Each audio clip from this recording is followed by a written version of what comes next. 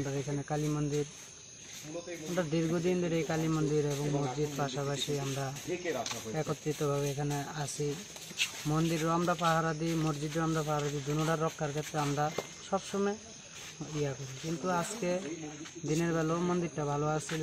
সন্ধ্যার সময় এখানে পূজা দিতে হয় একজন, উনি দেখে যে মন্দিরের যে কালীর যে মাথাটা ভেঙে আছে, এটারে কেন্দ্র কইরা কিছু লোক আয়া উশৃঙ্খল করছে। করার পরে বাইরের লোক আয়া সেটা বাড়িঘর এবং গাড়ি টাড়ি পুরা দিছে।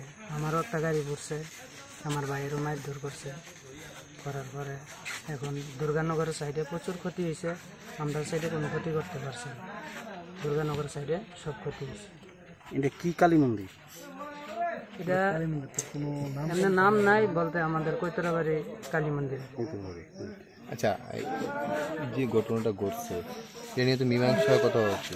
হ্যাঁ, যখন সন্ধ্যার সময় এই ঘটনা রয়েছে, আমরা সবাই, আমরা এলাকার নেতৃত্ব শ্রেণীর লোক সবাই আইছে দুর্গানগরের, এবং হিন্দু মুসলমান ট্রাইবেল তিনও সম্প্রদায়ের লোক এখানে আয়া আলোচনা করা হয়েছে। সিদ্ধান্ত হয়েছে যে আগামীকাল 10টায় কৈতরাবাড়ি জেবি স্কুলের মধ্যে বইয়া এটা নিয়ে আলোচনা হইব এবং শান্তির মিটিং করে যে বা যারা এইটার লোকে জড়িত আছে আমরা এটা বাইর করুম কইরা তার উপযুক্ত শাস্তি আইনগত যা আছে আমরা পুলিশ প্রশাসনের সাথে কথা বলছি। কথা কইয়া যখন সিদ্ধান্ত হয়েছে আগামীকাল 10টায় যাওয়ার আধা ঘন্টা পরের থেকেই এই উশৃঙ্খলটা। আলোচনায় সবাই কে কে উপস্থিত ছিলেন?